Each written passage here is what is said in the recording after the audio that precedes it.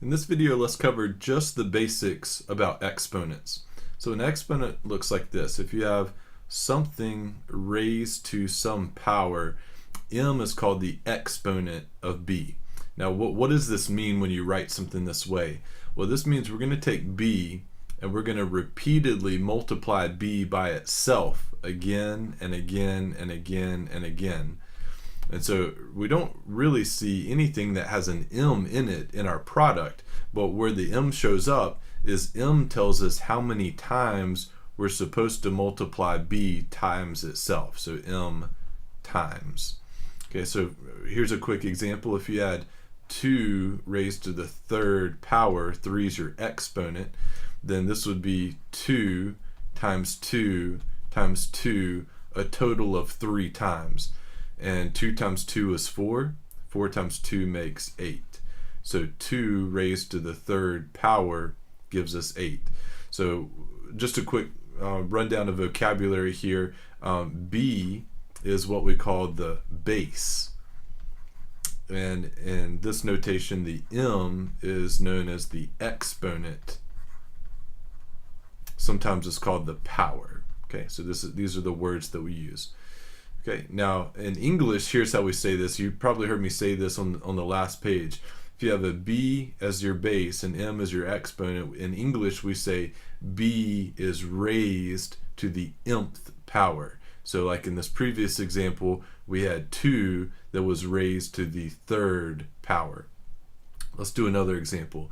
Let's say we had, for instance, 4 raised to the second power. Then that means we're going to repeatedly multiply 4 by itself a total of 2 times. So 4 times 4 is 16. So 4 raised to the second power is called 16. Now 2 exponents in particular have special names. This one here, if your exponent is, let's say, 2, then we use this one so often we have a special name for it. We say that the number is squared. So in this case, we would say 4 squared equals 16 because your exponent specifically is 2. Now, if your exponent is 3, we also have a special name. This is called cubed. Now, there's not special names for every exponent under the sun, just 2 and 3, so don't think there's a lot that you have to memorize. So 4 squared is 16, but then, like here on the previous page, 2 cubed is 8 because it was raised to the third power. All right, a couple other little side things we need to mention. Exponents can be done on a calculator. Depending on what calculator you own, it'll probably be one of these 2 buttons here. This is called a caret. This is on the vast majority of calculators, especially graphing calculators. So if you wanted to compute 4 squared on your calculator, then you would type 4, the caret button, and then 2, and then enter, right? And then when you push the enter button, it'll tell you 16. If you have an older style calculator, you might have this button here where it has an x and then a y in the exponent, and you do it the same way. You do 4 exponent 2 equals 16. All right, one last thing we need to mention is what happens when you have negative bases.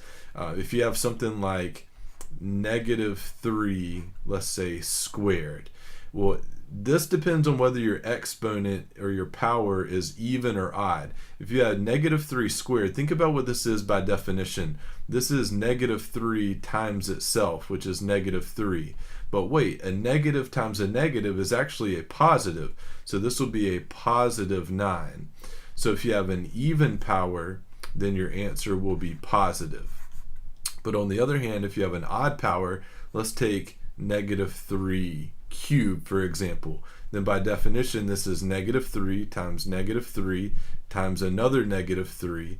But since there's an odd number of negatives, our answer will be negative.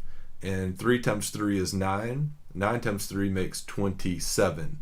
So if you have a negative base and you have an odd power, then your answer will be negative. So just pay attention to the sign of your answer depending on whether your exponent is even or odd. So anyways, I know this was a short video and there's a lot more we can say about exponents that'll be coming up later, but at least for now, hopefully this was a good light introduction to exponents.